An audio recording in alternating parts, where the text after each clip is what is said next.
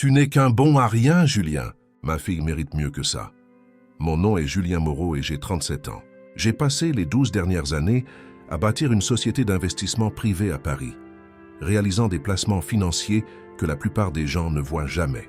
Je travaille à travers des sociétés écrans, des fonds anonymes, des holdings qui gardent mon nom enfoui sous une paperasse si épaisse que même les avocats les plus brillants mettent des mois à remonter jusqu'à moi. C'est comme ça que j'aime les choses.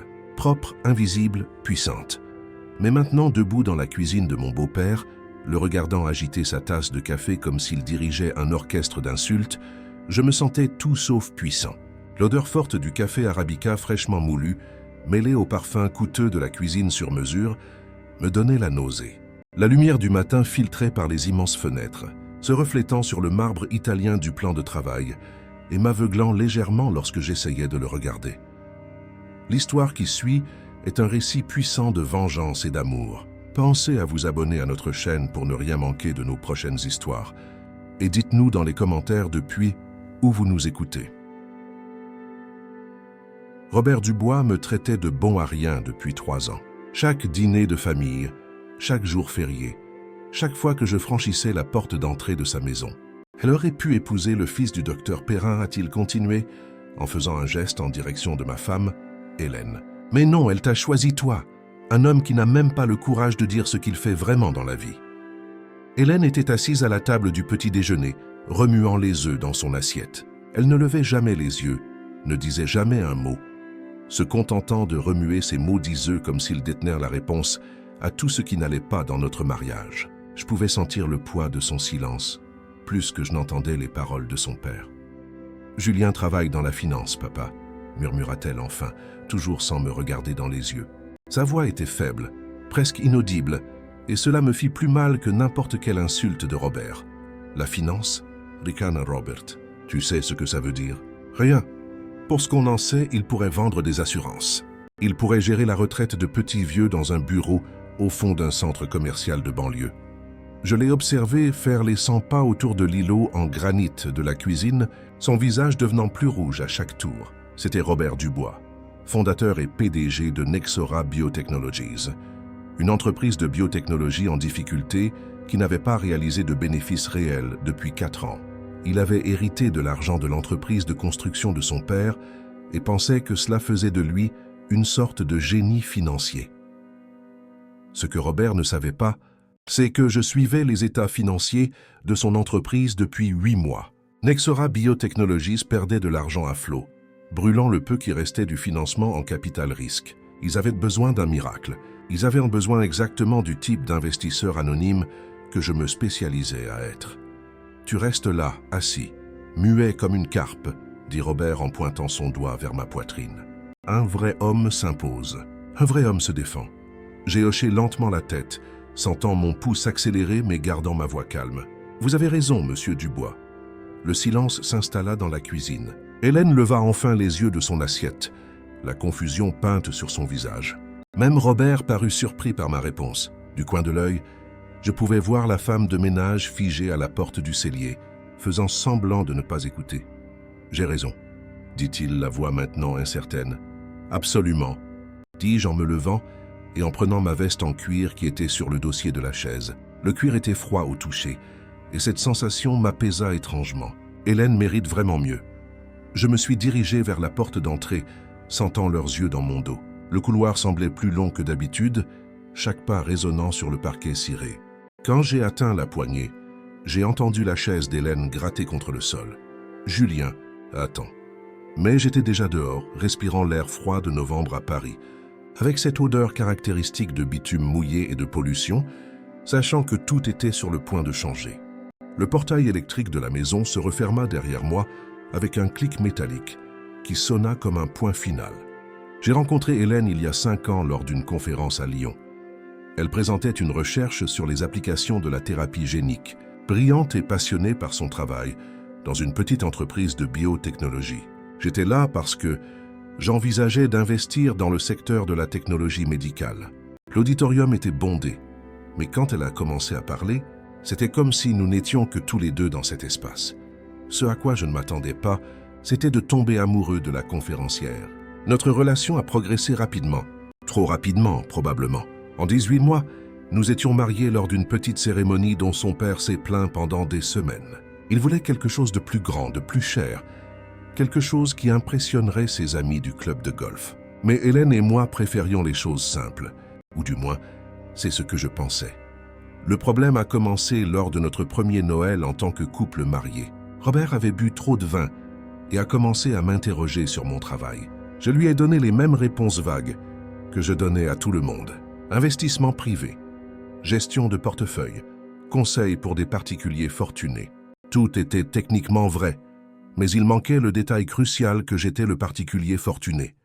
Ma société, Ambre Investissement, gérait plus de 40 millions d'euros d'actifs. Nous nous spécialisions dans les investissements de démarrage, dans des entreprises de technologie et de médecine, le genre d'affaires qui exigeait discrétion et anonymat.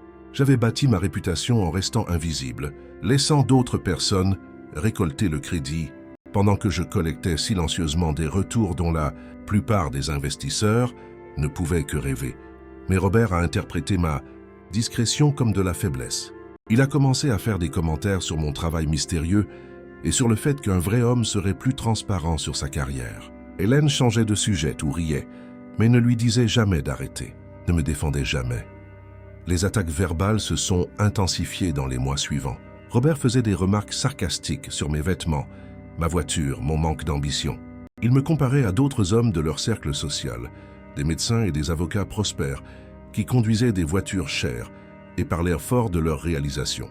Je conduisais une Peugeot 308 grise, discrète, qui n'attirait pas l'attention. Pour Robert, c'était un signe d'échec. Ce qui rendait tout cela pire, c'était de voir Hélène se recroqueviller pendant ces confrontations. La scientifique confiante que j'avais épousée devenait silencieuse et pleine d'excuses, cherchant constamment des justifications au comportement de son père. Elle me tirait à part après des dîners particulièrement brutaux et me murmurait des excuses, promettant que ça irait mieux.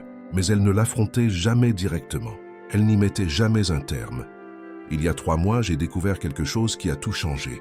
En recherchant des investissements potentiels, je suis tombé sur les documents de financement de Nexora Biotechnology. L'entreprise était en grande difficulté, brûlant de l'argent plus vite qu'elle ne pouvait en lever. Ils avaient approché des dizaines de sociétés de capital risque, mais le ratio dette-revenu effrayait les investisseurs les plus sérieux. C'est là que j'ai réalisé que j'avais un choix à faire. Je pouvais aider à sauver l'entreprise de Robert par un investissement anonyme, ou je pouvais la laisser faire faillite. L'homme d'affaires en moi voyait le potentiel de profit. Le gendre en moi voyait quelque chose de complètement différent. J'ai commencé le processus de diligence, gardant mon identité enfouie sous des couches de structures d'entreprise. Robert ne saurait jamais que son salut était assis à sa table, écoutant ses insultes, regardant sa fille se taire. Les réunions avec les avocats de Nexora étaient menées par des intermédiaires.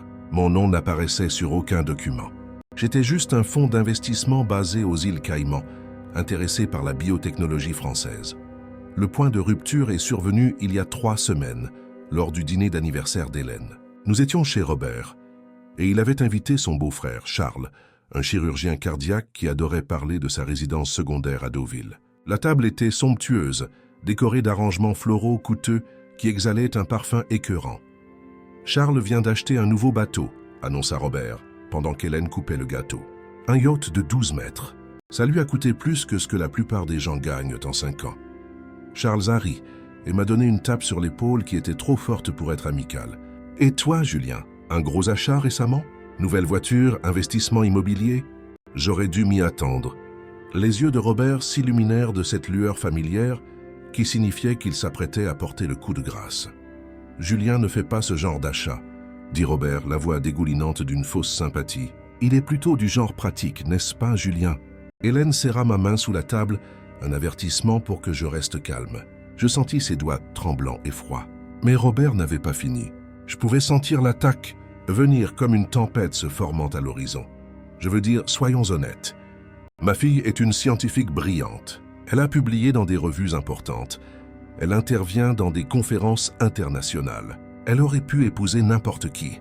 Un médecin, un avocat, quelqu'un avec de vraies perspectives. Au lieu de ça, elle s'est contentée de... Il fit un geste vague dans ma direction. Eh bien, on fait tous des erreurs. Le silence se fit dans la pièce. La main d'Hélène devint molle dans la mienne. Charles fixait le gâteau comme si c'était la chose la plus fascinante qu'il ait jamais vue. Et Robert était assis là, avec un sourire satisfait, attendant ma réaction. Je pouvais entendre le tic-tac de l'horloge murale, chaque seconde semblant une éternité. J'ai regardé Hélène, vraiment regardé. Elle fixait ses genoux, le visage rouge de honte. Pas honte du comportement de son père, mais honte pour moi d'être marié à quelqu'un que son père considérait comme inférieur à elle. C'est là que j'ai compris que ça ne s'améliorerait pas. Hélène n'allait pas me défendre, parce qu'au fond, elle était d'accord avec lui. Peut-être pas complètement, mais assez pour se taire.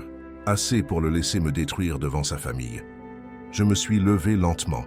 J'ai posé ma serviette sur la table avec un soin délibéré, et j'ai regardé Robert droit dans les yeux. « Vous avez entièrement raison », dis-je en gardant la voix ferme. « Elle mérite vraiment mieux. » J'ai embrassé Hélène sur le front. Sa peau était chaude, et je l'ai sentie trembler légèrement. J'ai pris mon manteau et je suis sorti. Derrière moi, j'ai entendu Hélène crier mon nom, mais je ne me suis pas retourné. J'avais du travail à faire. J'avais des décisions importantes à prendre. Et pour la première fois en 3 ans, j'allais prendre ces décisions en ne pensant qu'à moi. Le trajet en voiture jusqu'à la maison m'a donné le temps de réfléchir. Pendant des mois, j'avais préparé des documents d'investissement pour Nexera Biotechnology. C'est un plan de financement de 3 millions d'euros qui sauverait l'entreprise de Robert et assurerait sa retraite. La paperasse était prête. Il ne manquait que ma signature. L'enveloppe était sur mon bureau en attente. Seule ma signature séparait Robert Dubois du salut ou de la ruine.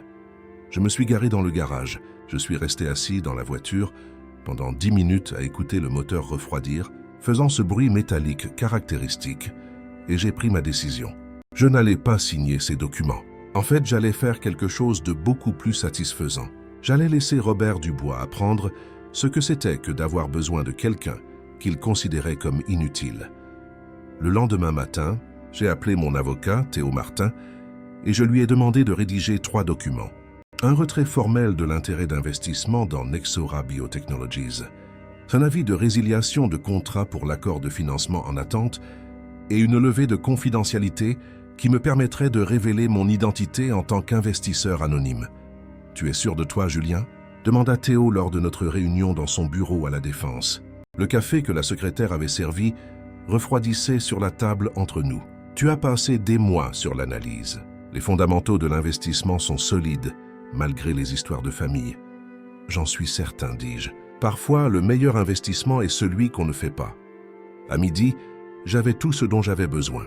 Théo livrerait l'avis de retrait à Nexera Biotechnologies à 10 heures précises le lendemain matin. Je voulais que Robert ait une journée entière pour paniquer avant de comprendre ce qui s'était passé. Je voulais qu'il sente le sol se dérober sous ses pieds. Je voulais qu'il sache ce que c'était que de tout perdre. Ce soir-là, Hélène est rentrée vers 20 heures.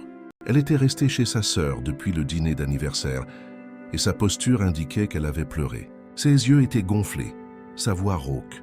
« Il faut qu'on parle, dit-elle en s'installant dans le fauteuil en face de moi dans le salon. La distance entre nous semblait plus grande que les quelques mètres qui séparaient des chaises. « D'accord. Mon père m'a appelé aujourd'hui. Il craint d'être allé trop loin l'autre soir. » J'ai failli rire. « Il craint? Il veut s'excuser. Peut-être qu'on pourrait dîner ce week-end, juste nous 3. Repartir de zéro. » J'ai étudié son visage, cherchant le moindre signe qu'elle comprenait ce qui s'était réellement passé. Mais Hélène pensait toujours qu'il s'agissait de sentiments blessés et d'orgueil froissé. Elle n'avait aucune idée que son père venait d'insulter la seule personne qui pouvait sauver son entreprise. « Hélène, dis-je prudemment, depuis combien de temps as-tu honte de moi ?» La question l'a pris au dépourvu. « Quoi? Je n'ai pas honte. » « Tu n'as jamais, pas une seule fois, dit à ton père d'arrêter de m'insulter. Pas une seule fois en 3 ans. Il n'est pas sérieux. Il est juste trop protecteur. Il m'a traité de bon à rien devant toute ta famille. Tu n'as rien dit. » Les yeux d'Hélène se remplirent de larmes. Je ne savais pas quoi dire. Il se met tellement en colère quand on le confronte. « Alors tu as choisi son confort plutôt que ma dignité. Ce n'est pas juste. » Mais c'était juste, et nous le savions tous les deux. Hélène avait fait son choix il y a longtemps. Chaque fois qu'elle se taisait, chaque fois qu'elle trouvait des excuses pour son comportement, elle choisissait son père plutôt que son mari. Et j'en avais finalement eu assez d'être la deuxième option. « Je t'aime, dit-elle, ce qui d'une certaine manière a rendu les choses pires. Je sais que tu m'aimes, mais l'amour ne suffit pas quand on ne se bat pas pour lui. » Elle est partie 1 heure plus tard, et je savais qu'elle ne reviendrait pas. Pas vraiment. Même si nous restions mariés, même si nous allions en thérapie et résolvions nos problèmes, il y aurait toujours une partie d'elle qui me verrait à travers les yeux de son père. Et je méritais mieux que ça. Le lendemain matin, je me suis levé tôt et je suis allé au bureau.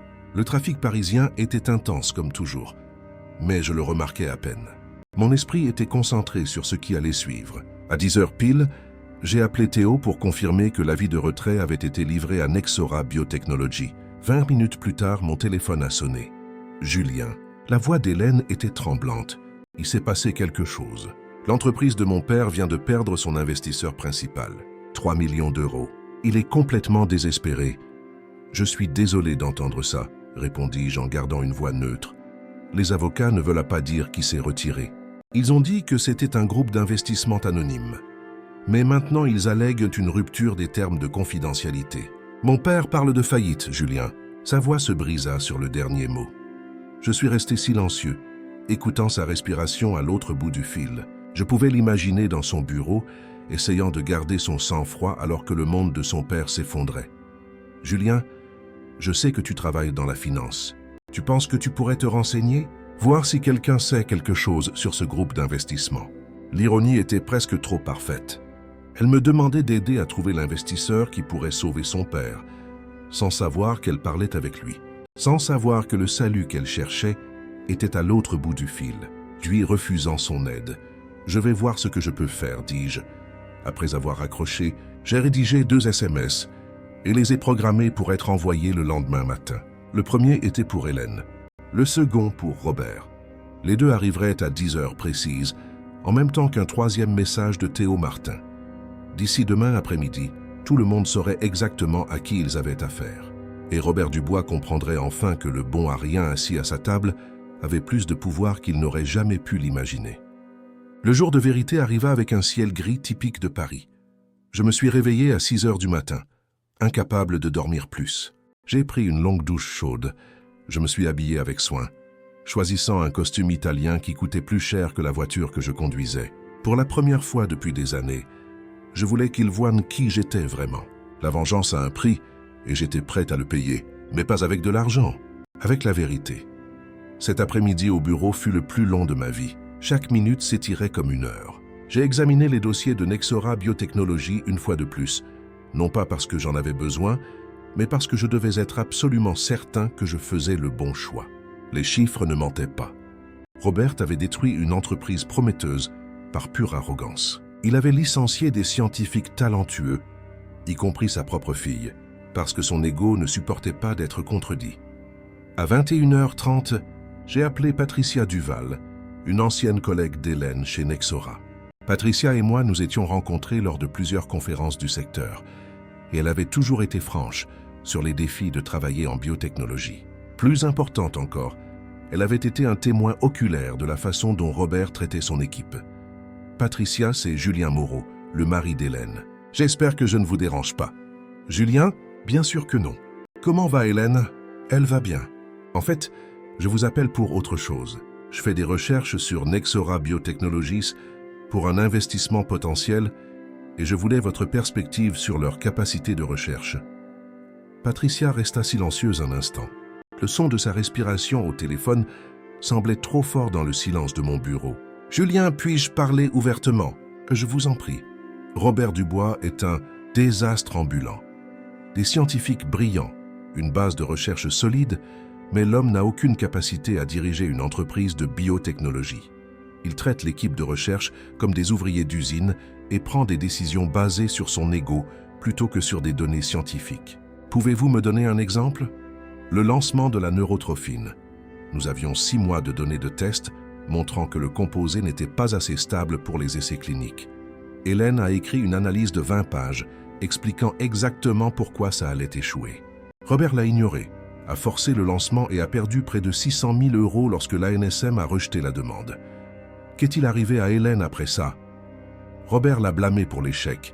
Il a dit qu'elle était négative et peu engagée dans le succès de l'entreprise. Il a rendu son environnement de travail si toxique qu'elle a dû partir. Honnêtement, ça m'a brisé le cœur. Hélène est l'une des chercheuses les plus talentueuses avec qui j'ai jamais travaillé. Elle avait un avenir brillant chez Nexora.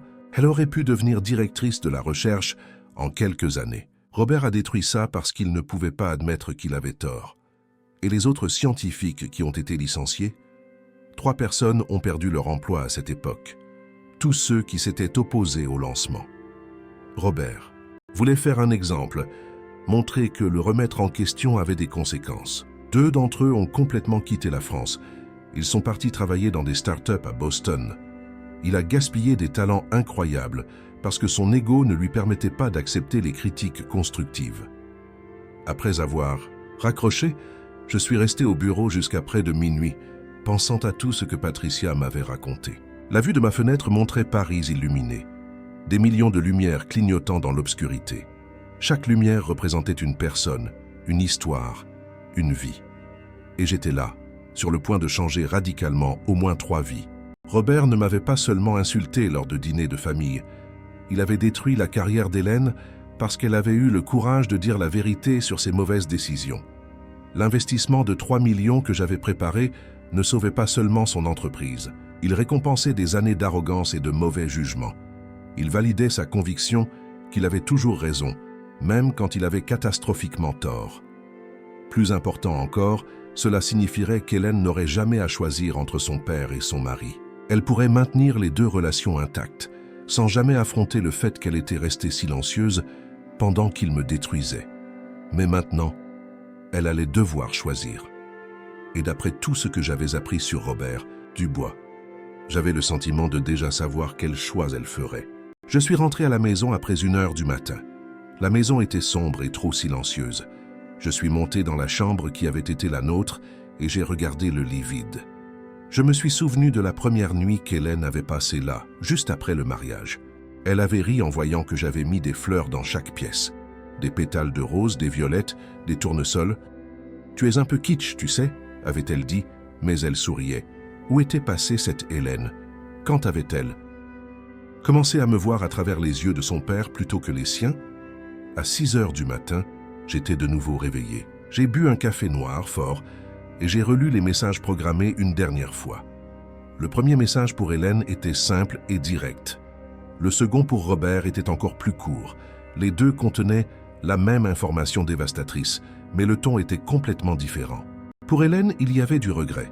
Pour Robert, il n'y avait que des faits. À 9h58, je me suis assis à mon bureau et j'ai attendu. Mon portable était devant moi, face contre table. Je pouvais entendre le tic-tac de l'horloge au mur, chaque seconde résonnant dans le silence. À 10h pile, le téléphone a vibré 2 fois. Les messages avaient été envoyés. Il n'y avait plus de retour en arrière possible. 3 minutes plus tard, mon téléphone a commencé à sonner. C'était Hélène. J'ai répondu à la 3e sonnerie. « Julien !» Sa voix sortit en un murmure rauque. « Qu'as-tu fait ?» J'ai dit la vérité. « Tu as détruit mon père. Tu as détruit son entreprise. Comment as-tu pu ?» J'ai pris une profonde inspiration, choisissant mes mots avec soin. « Hélène, ton père m'a traité de bon à rien devant toute ta famille. Il m'a traité comme moins que rien pendant 3 ans. Et tu ne m'as jamais, pas une seule fois, défendu. Alors c'est de la vengeance? Tu es si petit que ça ?» Le mot « petit » résonna dans ma tête. Petit, comme si défendre ma dignité était quelque chose d'insignifiant. Comme si exiger un respect de base était de la mesquinerie. Ce n'est pas de la vengeance, Hélène. Ce sont les conséquences. Ton père a passé des années à traiter les gens comme des moins que rien. Les scientifiques qui travaillent pour lui, toi, moi. Il est temps pour lui d'apprendre que les actions ont des conséquences. Je l'ai entendu sangloter à l'autre bout du fil. « Julien, s'il te plaît, on peut arranger ça. Je vais lui parler. Je vais le forcer à s'excuser sincèrement. Je vais le faire changer. Tu as eu 3 ans pour le faire. 3 ans de dîners humiliants, de commentaires cruels, d'être traité comme un inférieur. Et tu es restée silencieuse. Alors non, Hélène, on ne peut pas arranger ça. Parce que le problème, ce n'est pas seulement ton père, c'est toi aussi. » Elle m'a raccroché au nez. 5 minutes plus tard, mon téléphone a sonné de nouveau. Cette fois, c'était Robert, et il criait avant même que je puisse dire bonjour. « Espèce de fils de pute, tu trouves ça drôle? Tu crois que tu peux détruire mon entreprise parce que j'ai blessé tes petits sentiments de merde? Monsieur Dubois, je pense que vous n'avez pas compris la situation. Je n'ai rien compris du tout. Hélène m'a tout raconté, tu es l'investisseur, c'est toi qui t'es retiré, c'est exact. 23 personnes travaillent pour moi, Julien. 23 familles dépendent de cette entreprise. Tu es prêt à les détruire toutes parce que j'ai dit quelques trucs que tu n'as pas aimés? En fait, Monsieur Dubois, je suis prêt à laisser votre entreprise réussir ou échouer sur ses propres mérites sans que mon argent ne la soutienne. On avait un accord. Nous avions un accord préliminaire que j'ai choisi de ne pas signer. Aucune loi n'a été enfreinte. Aucun contrat n'a été violé. Mes avocats l'ont bien précisé dans la documentation. Robert resta silencieux un moment. Quand il reparla, sa voix était différente, plus faible. Il y avait une note de désespoir que je n'avais jamais entendue auparavant, et pendant un instant, j'ai presque eu pitié. « Qu'est-ce que tu veux ?»« Rien, Monsieur Dubois. Je ne veux rien de vous. Il doit y avoir quelque chose. De l'argent, des excuses officielles. Quoi ? Je veux que vous compreniez ce que c'est que d'avoir besoin de quelqu'un que vous considérez comme inutile. Je veux que vous sachiez ce que c'est d'être méprisé par quelqu'un qui tient votre avenir entre ses mains. Je veux que vous ressentiez exactement ce que vous m'avez fait ressentir pendant 3 ans. » J'ai raccroché et j'ai complètement éteint le téléphone. J'avais besoin de silence. J'avais besoin de temps pour digérer ce que je venais de faire. Car malgré toutes les justifications, malgré toute la colère accumulée, une partie de moi savait que je venais de franchir une ligne. J'avais utilisé mon pouvoir financier comme une arme. J'étais devenu exactement le genre de personne que j'avais toujours méprisé dans le monde des affaires. Mais alors je me suis souvenu du visage d'Hélène à ce dîner d'anniversaire. La honte sur son visage. Pas la honte du comportement de son père, mais la honte de moi. Et la culpabilité a disparu. Les jours suivants furent un brouillard. Hélène n'est pas rentrée à la maison. Robert a appelé 17 autres fois, mais je n'ai pas répondu. Mes avocats se sont occupés de toutes les communications formelles. Nexora Biotechnologies était officiellement sans son investisseur principal. Et la nouvelle s'est répandue dans la communauté de la biotechnologie comme une traînée de poudre. 2 autres investisseurs qui envisageaient de participer se sont effrayés de la situation et se sont retirés.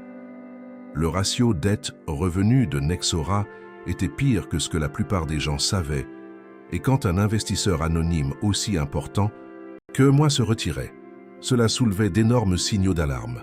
Pourquoi est-il parti? Qu'a-t-il vu dans les comptes que nous ne voyons pas? La spéculation était inévitable et destructrice. 1 semaine plus tard, j'ai reçu les papiers du divorce. Hélène les a livrés en personne, se présentant au bureau sans préavis. Elle était différente. Ses cheveux étaient attachés en un chignon désordonné, sans maquillage, avec des cernes profonds. Elle semblait ne pas avoir bien dormi depuis des jours. « J'ai signé », dit-elle, en posant l'enveloppe sur mon bureau. « Je ne veux rien, tu peux garder la maison, les meubles, tout. » Hélène. « Non, Julien, tu as été très clair sur ce que tu ressens, et j'ai réalisé que tu as raison. J'ai choisi mon père plutôt que toi toutes ces fois. Je suis restée silencieuse quand j'aurais dû parler. Et maintenant, il en paie le prix. Nous en payons tous les deux le prix. Je l'ai regardé, vraiment regardé, et j'ai vu quelque chose auquel je ne m'attendais pas. Ce n'était pas de la colère ou du ressentiment. C'était de l'acceptation, une tristesse profonde et résignée. J'ai confronté mon père, a-t-elle poursuivi, la voix se brisant légèrement. Je lui ai dit exactement ce que je pensais de son comportement, de la façon dont il m'a traité. Quand j'étais chez Nexora, de la façon dont il t'a traité. J'ai dit qu'il avait détruit ma carrière et maintenant, il avait détruit mon mariage. Qu'a-t-il dit? Que j'étais dramatique, que je te laissais me manipuler, que tu étais un opportuniste qui avait attendu le bon moment pour frapper. Elle eut un rire sans joie. Drôle, n'est-ce pas?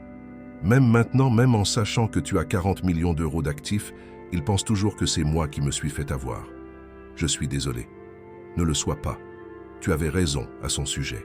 Et tu avais raison à mon sujet aussi. Je n'ai pas eu le courage de te défendre. Je n'ai pas eu le courage de l'affronter. Et maintenant, tout le monde paie le prix de ma lâcheté. Hélène a quitté le bureau et je n'ai pas couru après elle. Non pas parce que je m'en fichais, mais parce que je savais qu'il n'y avait rien que je puisse dire qui changerait quoi que ce soit. Certains dommages sont permanents. Certaines relations ne survivent pas à la vérité. Dans les semaines qui ont suivi, j'ai regardé de loin l'empire de Robert Dubois s'effondrer. Nexora Biotechnologies a procédé à une série de licenciements. 8 employés au début, puis 5 de plus. Le laboratoire secondaire de Lyon a été fermé. Les journaux économiques ont commencé à couvrir l'histoire, se concentrant sur le retrait mystérieux de l'investisseur principal. Un article particulièrement détaillé dans Les Échos citait plusieurs anciens employés qui dépeignaient une entreprise aux prises avec des problèmes de leadership et de mauvaises décisions stratégiques. Robert a refusé de commenter, mais le mal était fait. Sa réputation dans le secteur était détruite. Personne ne voulait investir dans une entreprise dirigée par quelqu'un connu pour ignorer les conseils scientifiques et maltraiter des employés talentueux. 3 mois après la confrontation finale, Robert a mis en vente sa maison de Neuilly-sur-Seine. La propriété à 5 millions d'euros dont il était si fier, avec piscine chauffée et cours de tennis, avait maintenant un panneau à vendre devant. Il liquidait tout ce qu'il pouvait pour maintenir Nexora en vie quelques mois de plus. La résidence secondaire de Deauville a été vendue à un prix inférieur au marché. La Mercedes qu'il conduisait a été remplacée par une Corolla d'occasion. Même son adhésion au club de golf a été annulée. Robert Dubois vivait la chute que j'avais orchestrée, tombant du piédestal qu'il s'était lui-même construit avec de l'argent hérité et une arrogance démesurée. Un jour, quelques mois plus tard, je suis passé devant sa maison par hasard. Ce n'était pas prévu, mais le destin a un sens de l'humour particulier.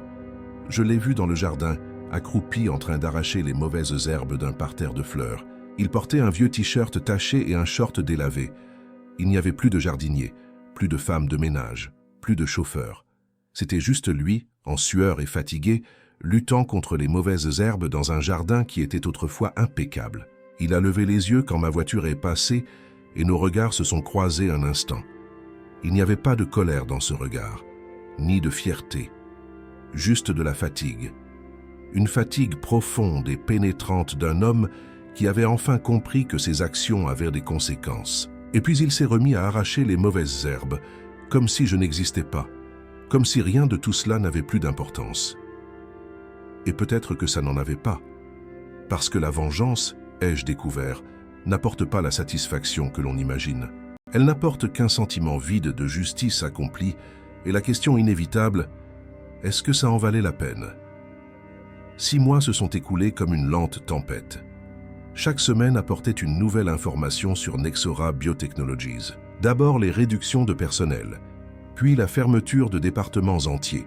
L'équipe de développement qui avait créé certaines des recherches les plus prometteuses en thérapie génique en France a été démantelée, les scientifiques dispersés dans d'autres entreprises ou d'autres pays. J'ai reçu un appel de Patricia Duval en avril. Elle était à Boston maintenant, travaillant pour une start-up de biotechnologie qui venait de lever 50 millions de dollars de financement. « Julien, je dois te dire quelque chose, dit-elle. Sa voix avait une hésitation qui m'a mis en alerte. Nexora va déposer le bilan. C'est officiel. Les avocats l'annonceront la semaine prochaine. Je suis resté silencieux, digérant l'information. Une partie de moi savait que ça allait arriver. Les chiffres ne mentaient pas, mais l'entendre à voix haute rendait les choses réelles d'une manière que les rapports financiers ne pouvaient pas. « Comment va Robert ?» ai-je demandé, me surprenant moi-même à m'en soucier. Patricia soupira. « On dit qu'il accepte un poste de consultant chez BioFrance, un petit bureau près de l'aéroport d'Orly, un salaire de 40 000 € par an. Pour un homme qui gagnait autrefois 100 000, c'est une chute brutale. Et Hélène, elle est ici à Boston aussi. Elle a obtenu un poste à l'Institut de recherche biomédicale de Cambridge. Elle publie de nouveau, Julien. 3 articles au cours des 4 derniers mois. Elle a retrouvé sa voie dans la science, même si elle ne l'a pas trouvée dans votre mariage. Après avoir raccroché, je suis resté à regarder par la fenêtre de mon bureau pendant des heures. Paris s'étendait en dessous, chaotique et vibrante, indifférente aux petits drames humains qui se déroulaient dans chaque immeuble, dans chaque appartement. Combien d'autres histoires comme la mienne se déroulaient à ce moment précis? Combien d'autres personnes choisissaient entre l'orgueil et le pardon, entre la vengeance et la compassion? La nouvelle de la faillite de Nexora est sortie le mardi suivant. Les Échos a consacré une demi-page à l'histoire, retraçant l'ascension et la chute de Robert Dubois. L'article mentionnait l'investisseur mystérieux qui s'était retiré, mais mon nom est resté protégé par des couches de structures d'entreprise. Seule une poignée de personnes connaissait toute la vérité, et je préférais que ce soit ainsi.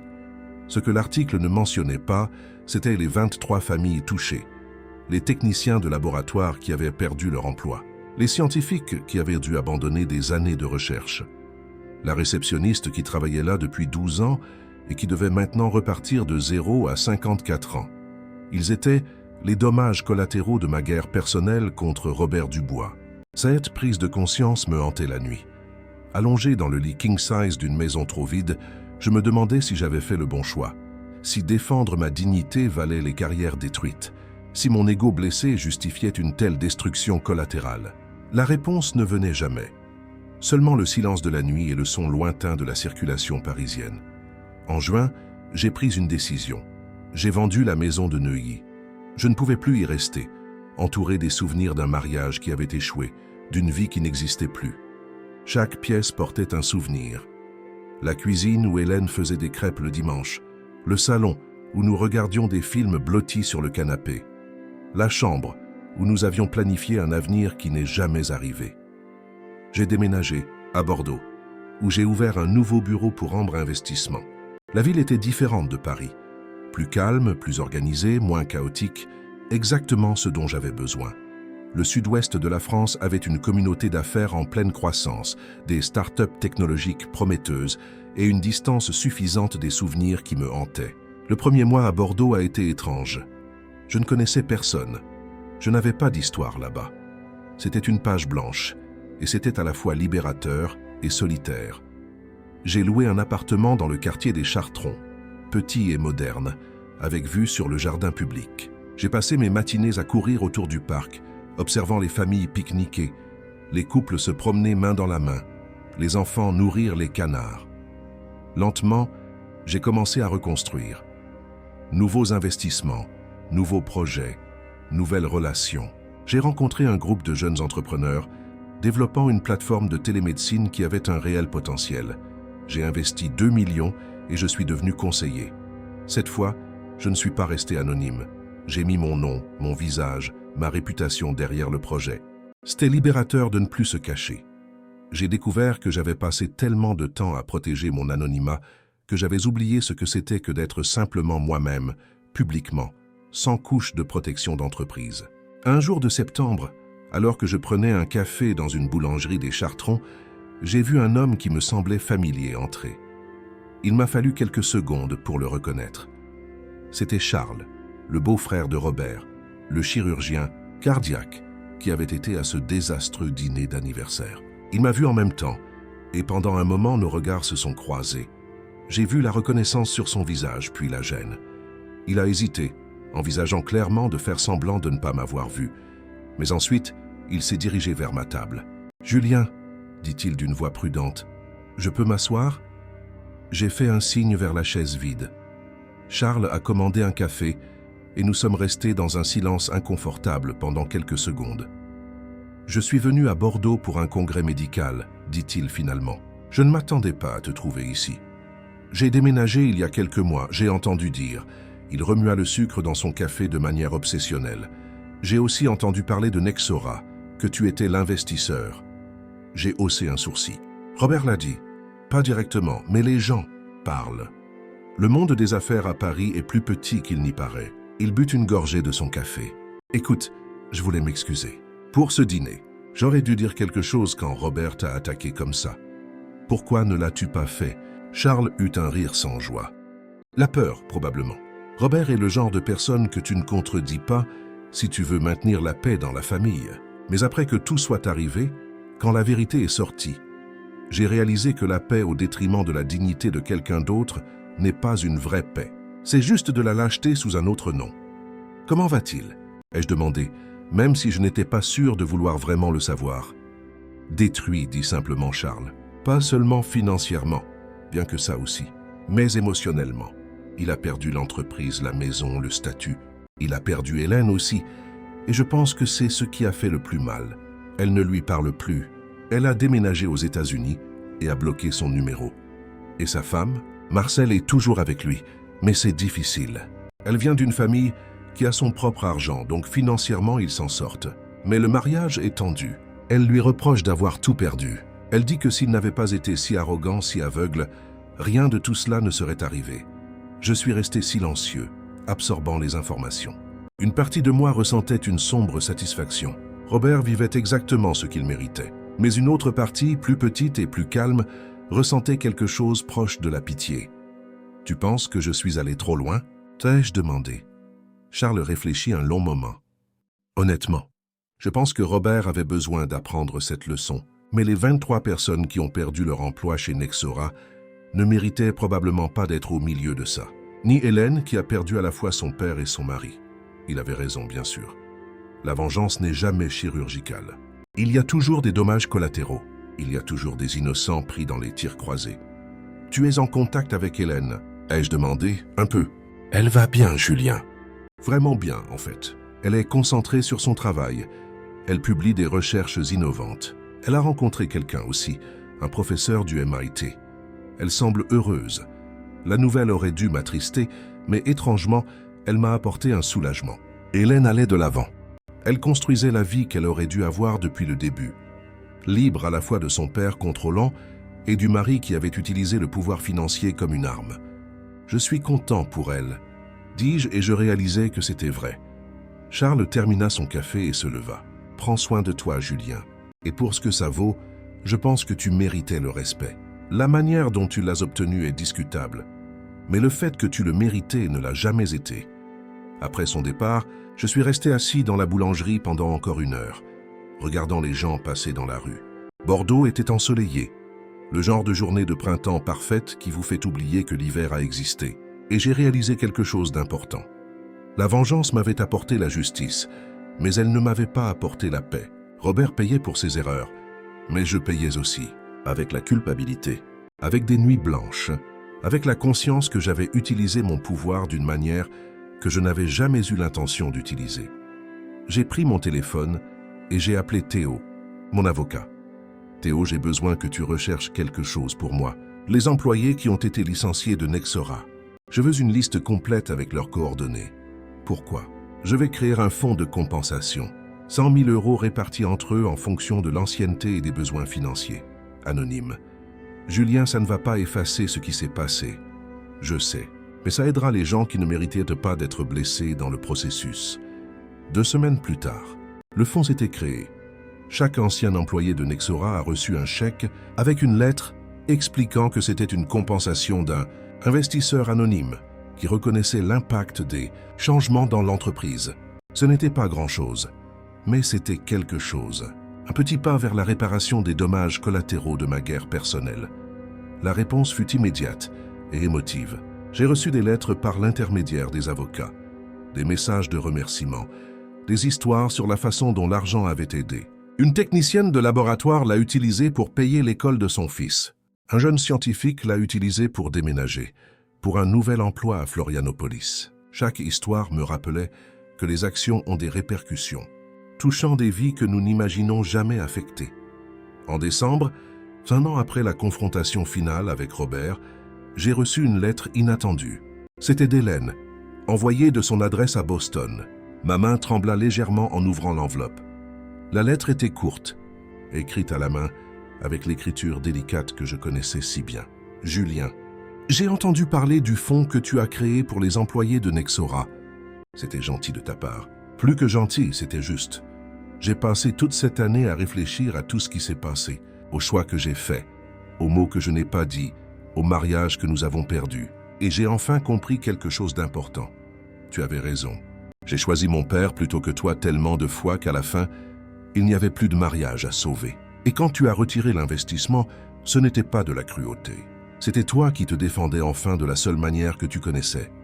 Mon père m'a appelé la semaine dernière. Pour la première fois depuis des mois, j'ai répondu. Il a pleuré, Julien. Il s'est excusé pour tout, pour la façon dont il t'a traité, pour la façon dont il a détruit ma carrière chez Nexora, pour avoir laissé son ego ruiner des relations importantes. Il a dit qu'il avait perdu tout ce qui comptait en essayant de prouver qu'il était meilleur que tout le monde. Je ne suis pas encore prête à lui pardonner complètement, mais j'essaie. Tout comme j'essaie de me pardonner de ne pas avoir été l'épouse que tu méritais. J'espère que tu trouveras la paix où que tu sois. J'espère que tu trouveras quelqu'un qui te défendra comme je ne l'ai jamais fait. Et j'espère que finalement tu pourras te pardonner aussi. Avec affection, Hélène. J'ai plié la lettre avec soin et l'ai mise dans un tiroir. Je n'ai pas répondu. Il n'y en avait pas besoin. Hélène avait dit tout ce qui devait être dit. Et j'avais reçu la seule chose qui comptait vraiment. Pas des excuses, mais une reconnaissance. Une compréhension que ce qui s'est passé était le résultat de choix que nous avions tous faits. Robert Dubois a appris ce que signifiait être rejeté, ignoré et considéré comme inutile par des personnes qui tenaient son avenir entre leurs mains.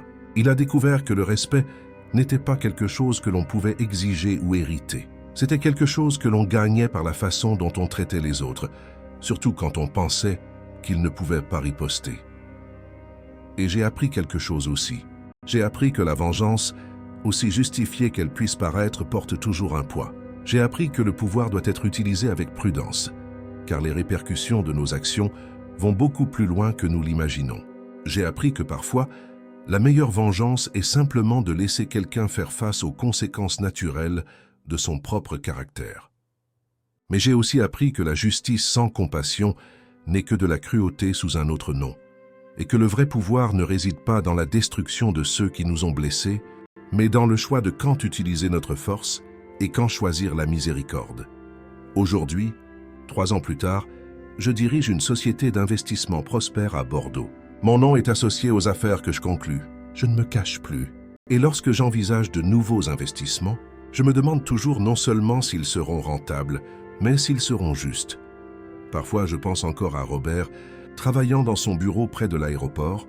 C'est un homme qui a tout eu et tout perdu, pour n'avoir pas su voir la valeur des gens qui l'entouraient. Et parfois, je pense à Hélène, brillante à Boston, enfin libre d'être la scientifique extraordinaire qu'elle a toujours été. Quant à moi, j'ai appris que la personne la plus inutile dans la pièce finit souvent par être celle qui a tout le pouvoir. Mais j'ai aussi appris qu'avoir le pouvoir ne signifie pas qu'on doit l'utiliser. Parfois, la vraie force consiste à savoir quand rengainer son épée, même quand on a tout à fait le droit de la dégainer. La vie continue, les affaires prospèrent, les blessures guérissent, laissant des cicatrices qui nous rappellent qui nous étions et qui nous avons choisi de devenir. Et à la fin, j'ai découvert que la vengeance n'apporte jamais la paix qu'elle promet. Mais la responsabilité, faire ce qui est juste même quand c'est difficile, et choisir la compassion même quand la colère serait justifiée, ces choses apportent quelque chose de bien plus précieux. Elles apportent la capacité de se regarder dans le miroir et de reconnaître la personne qui nous fait face. Et ça, ai-je réalisé, a toujours eu plus de valeur que n'importe quelle vengeance.